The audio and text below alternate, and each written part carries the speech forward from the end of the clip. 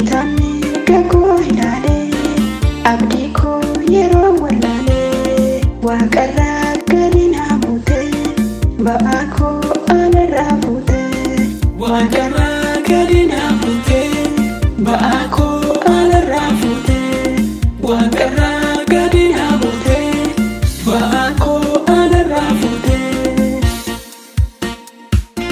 Michuu koo michuu lafoonaa.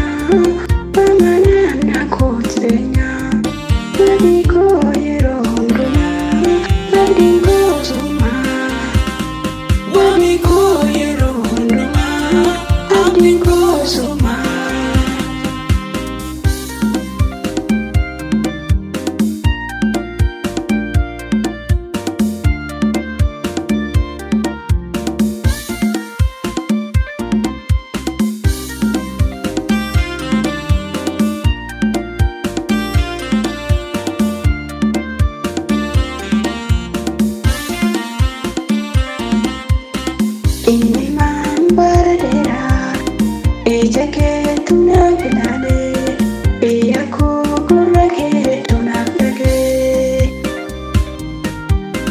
gocha kee maalan deebisaa amma qaakee nan eebbisaa gocha kee maalan deebisaa amma qaakee nan eebbisaa gocha kee maalan deebisaa amma qaakee nan eebbisaa.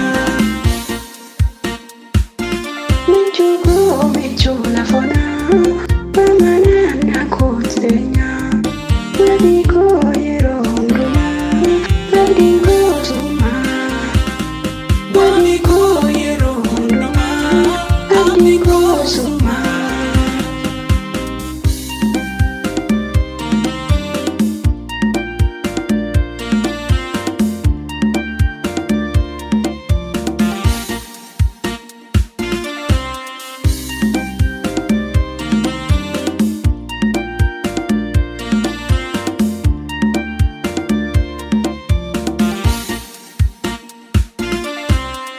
Bu'aa gadi fagoo keessaa harki kee qabee na baasee fira olaan hin dagaatamee Yesuus kootii na yaadatamee gatii kee maalan deebisaa guutummaa kee nan leellisaa gatii kee maalan deebisaa jabina kee nan leellisaa gatii kee maalan deebisaa guutummaa kee nan leellisaa.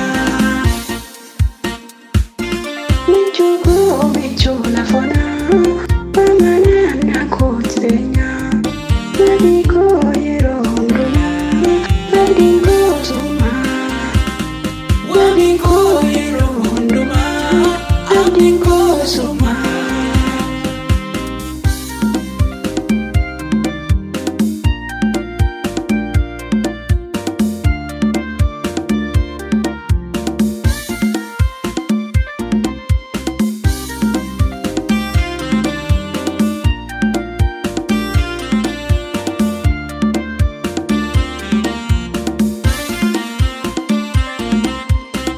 Anayyaa gataman seenee furmaataan gara koo dhuftee nama gaalataa na gootee gocha keessa kam dubbadhee kamiisaan gara jabadhaa hunduu gara koo na raasaa ulfaadhuu mootii jiraataa gocha keessa kam dubbadhee kamiisaan gara jabadhaa hunduu gara koo na raasaa.